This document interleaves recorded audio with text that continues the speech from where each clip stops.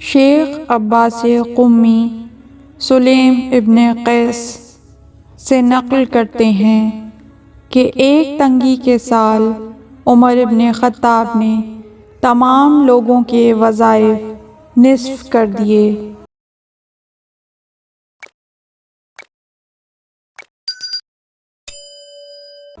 لیکن قنفذ کو پورا وظیفہ ملتا رہا۔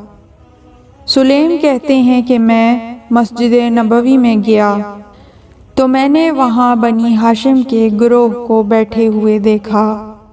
بنی ہاشم کے علاوہ اس حلقے میں سلمان، ابو ذر، مقداد، محمد ابن ابی بکر، عمر بن ابی سلمہ اور قیس بن سعد بن عبادہ بھی موجود تھے۔ عباس ابن عبد المطلب نے حضرت علی علیہ السلام سے کہا، آخر اس کی وجہ کیا ہے کہ عمر نے تمام لوگوں کے وظائف نصف کر دیے ہیں لیکن قنفذ کو پورا وظیفہ مل رہا ہے؟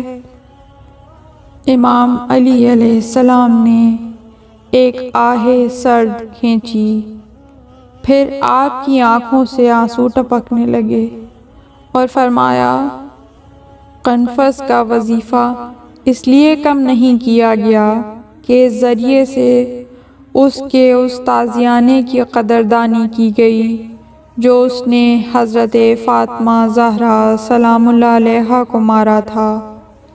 جب فاطمہ زہرا سلام اللہ علیہا کی وفات ہوئی تو ان کے بازو پر بازو بند کی طرح سے اس تازیانے کا نشان موجود تھا۔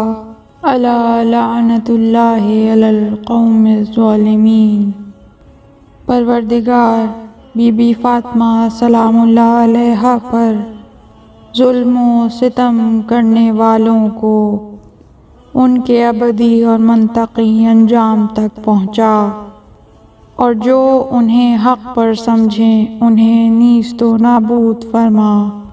پروردگار ہمارا شمار محبان فاطمۃ الزہرا سلام اللہ علیہا میں فرما، اور روز محشر ان کی شفاعت ہمیں نصیب فرمانا۔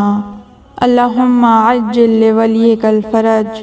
پروردگار قائم آل محمد کو اذن ظہور عطا فرما کہ منتقم کربلا کا سب سے زیادہ انتظار خود جناب فاطمۃ الزہرا سلام اللہ علیہا کو ہے۔